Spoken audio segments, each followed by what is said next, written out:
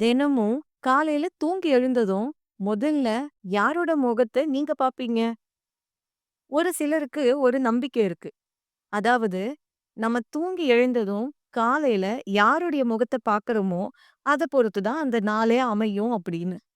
அதிர்ஷ்டமானவங்க முகத்த பார்த்தா அந்த நாள் ரொம்ப சிறப்பானதா இருக்கும் அப்படின்னும், அதிர்ஷ்டம் இல்லாதவங்க முகத்த பார்த்தா அந்த நாளே கவலையோட, பிரச்சனையோட இருக்கும் அப்படின்னும் சிலருக்கு நம்பிக்கை இருக்கு. ஆனா, உண்மையிலேயே இந்த அதிர்ஷ்டமானவங்க அப்படிங்கிறவங்க யாரு? அவங்கள நம்ம எப்படி கண்டுபிடிக்கிறது? வாங்க இந்த கதையின் மூலமா தெரிஞ்சுக்கலாம். ஒரு நாட்டோட ராஜா ரொம்ப நல்லவராவும், நேர்மையானவராவும் இருந்தாரு. ரொம்ப நல்ல குணம் கொண்டவராவும் இருந்தாரு. அவருக்கு இந்த ஜோசியம், ஜாதகம், சகுனம் இதுலெல்லாம் ரொம்பவே நம்பிக்கை அதிகம்.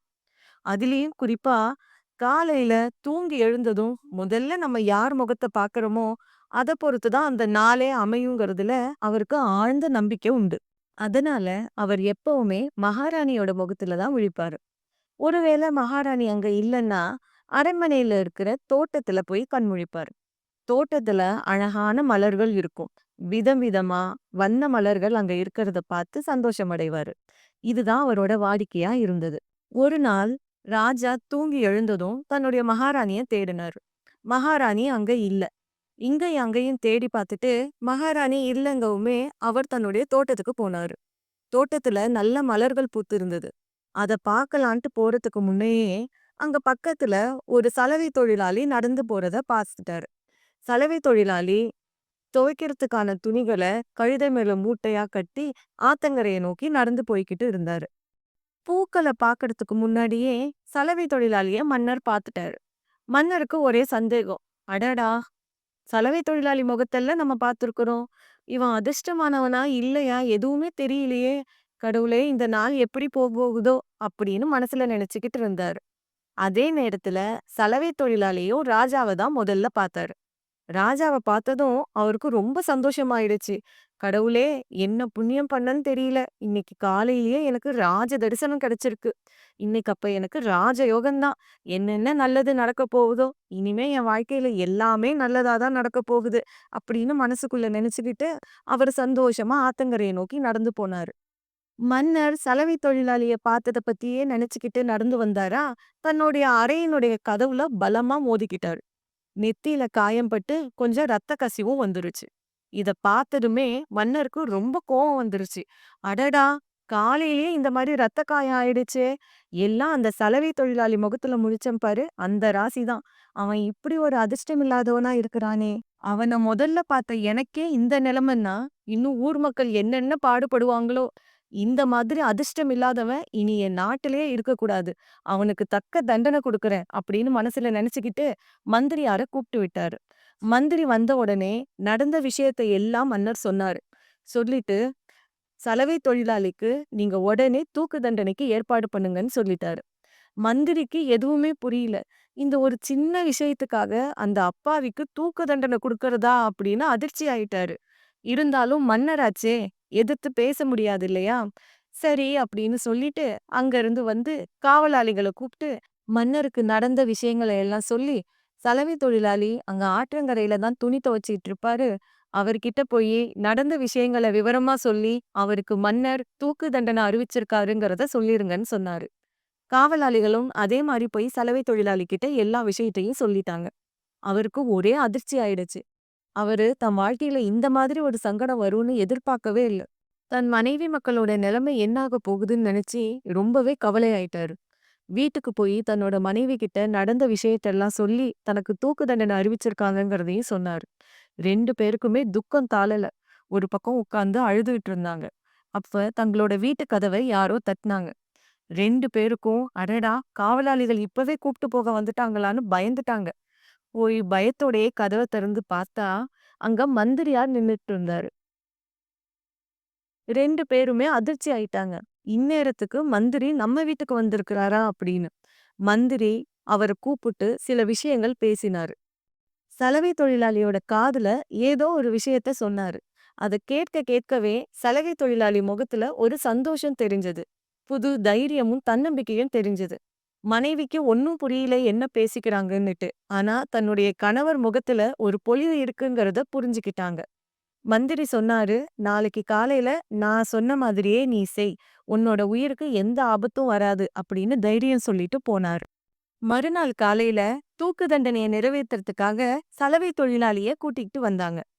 தூக்கு மேடைய சுத்தி ஊர் மக்கள், சலவை தொழிலாளியோட மனைவி, மந்திரி, மற்ற அமைச்சர்கள் எல்லாரும் நின்னுட்டு இருந்தாங்க. மன்னர் வந்த உடனே சலவை தொழிலாளிய தூக்கு மேடை மேல ஏத்துனாங்க. மந்திரி கேட்டாரு, "இன்னும் கொஞ்ச நேரத்துல உன்ன நாங்க தூக்குல போடப் போறோம். உனக்கு ஏதாவது கடைசி ஆசை இருந்தா சொல்லு. நம்மளோட மன்னர் கண்டிப்பா அத நிறைவேத்தி வைப்பாரு." அப்படின்னு சொன்னாங்க. அத கேட்ட சலவை தொழிலாளி சொன்னாரு, "எனக்கு கடைசி ஆசைன்னெல்லாம் எதுவுமே இல்ல. ஆனா, கடைசியா நான் மன்னர்கிட்ட சில சந்தேகங்கள தான் கேட்கணும்." அப்படின்னு சொன்னாரு. இத கேட்ட மன்னர் சொன்னாரு, "என்ன சந்தேகம் வேணாலும் என்ன கேளு. என்னால முடிஞ்ச அளவுக்கு நான் உனக்கு விளக்கம் தரேன்." அப்படின்னு சொன்னாரு. சலவை தொழிலாளி முதல்ல மன்னர பார்த்து கேட்டாரு, "மன்னா, எதுக்கு நீங்க இப்ப எனக்கு தூக்கு தண்டனை குடுக்குறீங்கன்னு தெரிஞ்சுக்கலாமா?" அப்படின்னு கேட்டாரு. அதுக்கு மன்னர் சொன்னாரு, "நீ ஒரு அதிர்ஷ்டம் இல்லாதவ. உன்ன தான் நான் காலையில பார்த்தேன். பார்த்ததுக்கு பாரு என் நெத்தியில எவ்வளவு பெரிய காயம். ரத்தமெல்லாம் வந்துடுச்சு தெரியுமா? இந்த மாரி ஒரு அதிர்ஷ்டம் இல்லாதவன் என் நாட்டுல வாழவே தகுதி இல்லாதவன். அதனால தான் உனக்கு தூக்கு தண்டனை குடுத்துருக்கேன்." அப்படின்னு சொன்னாரு. அத கேட்டு சலவை தொழிலாளி சொன்னாரு, "உண்மதான். என்ன பார்த்த அதிர்ஷ்டத்துக்கு தான் உங்களுக்கு இந்த மாதிரி ரத்த காயமெல்லாம் ஆகியிருக்குது. ஆனா, இந்த காயம் இன்னும் ஒரு 2, 3 நாள்ல ஆறிடும். நீங்க உயிரோட தான் இருக்க போறீங்க. ஆனா, என் நிலைமைய பாருங்க. நானும் காலையில முதல்ல உங்க முகத்துல தான் விழிச்சேன். ஆனா, உங்கள பார்த்த நேரம் எனக்கு தூக்கு தண்டனை கிடைச்சிருக்கு. நான் இனி உயிரோட இருக்க போறதுமே இல்ல. அப்போ நீங்களே சொல்லுங்க, நம்ம 2 பேர்ல யாரு அதிர்ஷ்டம் இல்லாதவங்க?" அப்படின்னு கேட்டாரு. முகத்துக்கு நேரா நின்னு இந்த மாதிரி ஒரு கேள்வி கேட்டதுனால ராஜாவுக்கு ரொம்ப கோவம் வந்துருச்சு. ஆனா பக்கத்துல இருந்த மந்திரி ராஜாவ சமாதானம் பண்ணாரு. "மன்னா, இந்த சலவை தொழிலாளிக்கு நீங்க இப்ப தூக்கு தண்டனைய நிறைவேத்திட்டீங்கன்னா, ஊர் மக்கள் எல்லாருமே கூட உங்கள அதிர்ஷ்டம் இல்லாதவங்கன்னு தான் நினைப்பாங்க. உங்க முகத்துல விழிச்ச நேரம் தான் அவன் செத்தே போயிட்டான்னு பேசிக்குவாங்க. ராஜா அதிர்ஷ்டம் இல்லாதவர் அப்படின்னும், அவர் முகத்துல விழிச்சா பிரச்சனைகள் தான் வரும் அப்படின்னும் ஊர் மக்கள் கண்டிப்பா நம்பிடுவாங்க. அதனால நீங்க அவனோட தூக்கு தண்டனைய ரத்து பண்ணி, அவனுக்கு நம்ம அரண்மனையிலேயே ஏதாவது ஒரு வேலைய குடுத்துருங்க. கை நிறைய பொற்காசுகள குடுத்து அனுப்புங்க. அப்போ ஊர் மக்கள் எல்லாருமே ராஜா ரொம்ப அதிர்ஷ்டமானவர் அப்படின்னும், உங்களுடைய முகத்துல விழிச்சாலே அதிர்ஷ்டம் வந்து சேரும், நல்ல நல்ல பலன்கள் கிடைக்கும் அப்படின்னும் உங்கள ரொம்ப புகழ்ந்து பேசுவாங்க அப்படின்னு சொன்னாரு. ராஜாவுக்கு மந்திரி சொல்றது நியாயமா தான் பட்டது. அதனால சலவை தொழிலாளிக்கு கொடுத்திருந்த தூக்கு தண்டனைய ரத்து பண்ணிட்டாரு. தன்னோட அரண்மனையிலேயே அவருக்கு தலைமை காவலாளி பொறுப்பும் கொடுத்து, கை நிறைய பொற்காசுகளையும் குடுத்து அனுப்பினாரு. சலவை தொழிலாளி சந்தோஷமா மன்னருக்கும், மந்திரிக்கும் நன்றி சொல்லி வீட்டுக்கு போனாரு. மன்னர் தன்னோட அரண்மனைக்கு போய் யோசனை பண்ணி பார்த்தாரு. இவ்வளவு நாளும் சகுன பார்க்குறோங்கிற பேர்ல மனுஷங்கள நீ அதிர்ஷ்டமானவ, நீ அதிர்ஷ்டம் இல்லாதவன்னு சொல்லி எப்படி நம்ம பாகுபாடு படுத்தி பார்த்தோம். எவ்வளவு மோசமான செயல் இது. நம்மள ஒருத்தன் நீ அதிர்ஷ்டம் இல்லாதவன் சொல்லும்போது நமக்கு எவ்வளவு வலிக்குது. அப்படிதானே மத்தவங்களுக்கும் இருந்திருக்கும். ச்சே! இனிமே இந்த மாதிரி ஒரு தப்ப நம்ம வாழ்க்கையில செய்யவே கூடாது. இனி மனுஷங்கள அதிர்ஷ்டமானவன், துரதிர்ஷ்டமானவன் அப்படின்னு இனி நான் யாரையுமே நினைக்க மாட்டேன். அப்படின்னு அவர் மனசுக்குள்ளேயே நினைச்சுக்கிட்டாரு. இந்த கதை மூலமா அதிர்ஷ்டம், துரதிர்ஷ்டம் 2மே நம்ம பார்க்குற பார்வையில தான் இருக்கு அப்படிங்கிறத தெரிஞ்சுக்கிட்டோம். ஒரு சிலர பார்த்தா நமக்கு அதிர்ஷ்டமும், சந்தோஷமும் கிடைக்கும். ஒரு சிலர பார்த்தா துக்கமும், கவலையும் தான் கிடைக்கும் அப்படின்னு நினைக்கிறதெல்லாம் கிடையவே கிடையாது. ஒரு மனிதனுடைய சந்தோஷமும் சரி, இல்ல துக்கம், கவலை, பிரச்சனை இது எல்லாமுமே அவரவர் சேர்த்து வச்சிருக்கிற கர்ம வினைகள பொறுத்து தான் அமையும். இந்த கர்ம வினைகள மாத்தி நம்மளும் அதிர்ஷ்டசாலியா மாறுறதுக்கு என்ன செய்யணும் தெரியுமா? நம்மளுடைய எண்ணம், செயல், சொல் 3யுமே தூய்மையா வச்சுக்கணும். நம்மளுடைய எண்ணத்துல எப்பவுமே நல்ல சிந்தனைகள் இருக்கணும். பிறருக்கு உதவி செய்யற எண்ணம் இருக்கணும். மத்தவங்கள பொறாமை குணத்தோட பார்க்கக்கூடாது. மற்றவர்களின் வளர்ச்சிய கண்டு நம்மளும் சந்தோஷப்படணும். இந்த மாதிரியான நல்ல எண்ணங்கள் நமக்கு இருக்கணும். நம்மளுடைய செயல்கள் எப்பவுமே யாரையும் காயப்படுத்தாம இருக்கணும். செயல்கள் யாவுமே நல்ல செயல்களா இருக்கணும். நம்மளுடைய சொற்கள் ரொம்ப பணிவாவும், இனிமையானதாவும் இருக்கணும். எந்த காலத்திலயும் சுடு சொற்கள் பேசி யாரையும் காயப்படுத்திடாம, இனிமையான சொற்கள பேசணும். யார் ஒருத்தர் தன்னுடைய எண்ணம், செயல், சொல் 3யும் கவனம் செலுத்தி, ஒவ்வொரு நாளையும் கவனமா அவர் கையாள்றாரோ, அவருக்கு எல்லா நாளுமே அதிர்ஷ்டமான நாளா தான் அமையும். Okay friends. உங்களுக்கு இந்த மாதிரியான நம்பிக்கை உண்டா அப்படின்னு எனக்கு கமெண்ட்ல சொல்லுங்க.